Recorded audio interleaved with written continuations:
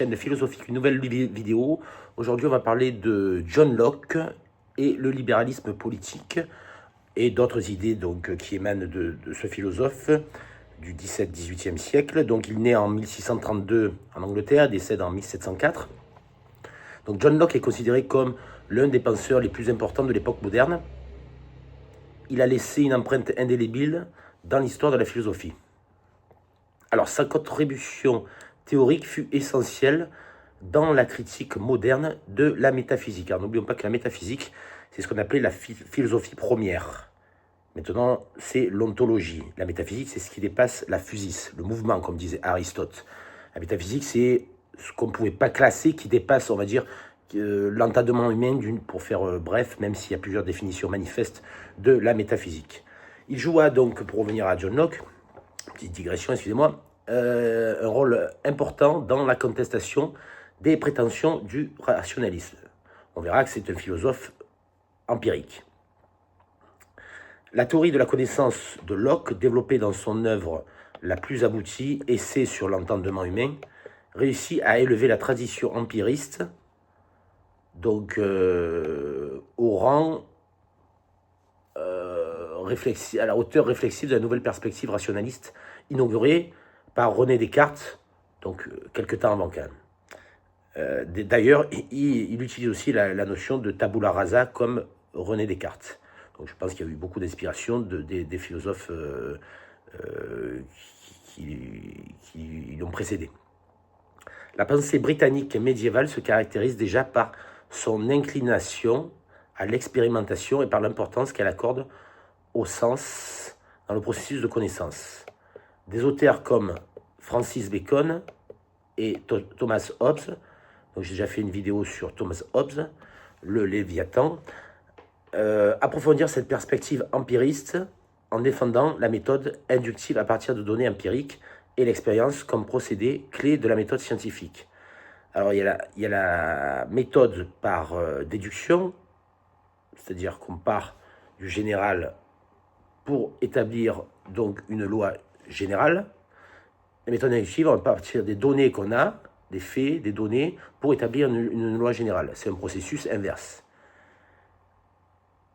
Alors, Locke voit une grande partie de son travail à l'étude de processus d'acquisition des connaissances, à partir des informations donc transmises par les sens, de l'énoncé, de la combinaison des idées.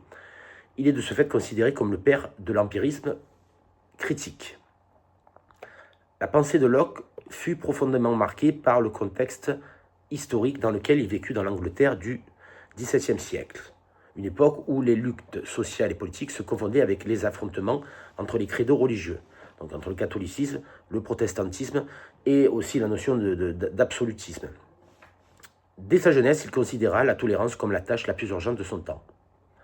Alors concernant ses écrits, on va retenir donc ses écrits sur la tolérance, Essai sur la tolérance en 1667, Lettres sur la tolérance en 1689, ne peuvent être disjoints d'une période où s'opère un profond réajustement des champs politiques et religieux. Dans l'optique qui s'ouvre en partie grâce à lui, le politique s'occupe du monde présent et la religion de l'au-delà. Les deux ne doivent pas interférer. Il est aussi un des fondateurs de la notion de rule of law, c'est-à-dire du règne de la loi ou de la loi, primauté de la loi. Proche du premier comte de Shaftesbury, donc Anthony Ashley Cooper, Locke est partie prenante à ses débuts et aux théories alors naissantes du contrat social. Donc confère aussi Rousseau. Donc il a influencé Rousseau. De la loi et du droit naturel ainsi que de l'état de nature. Il s'intéresse aussi au droit de propriété et aux prémices qui sera appelé à compter du XIXe siècle, le libéralisme.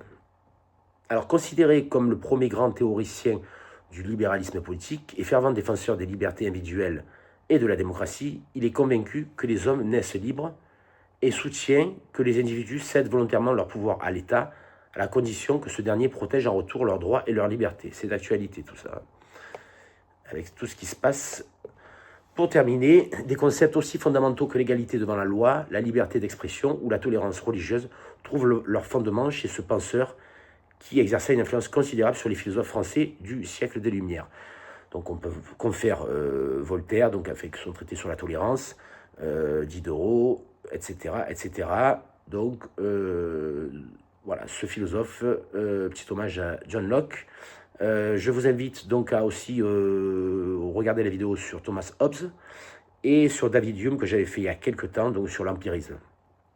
Donc c'est un Écossais, David Hume. Voilà, vous pouvez activer les notifications, mettre des j'aime, mettre des commentaires et aussi vous abonner à la chaîne philosophique. Je vous remercie et je vous souhaite une excellente journée. C'était Nicolas, au revoir.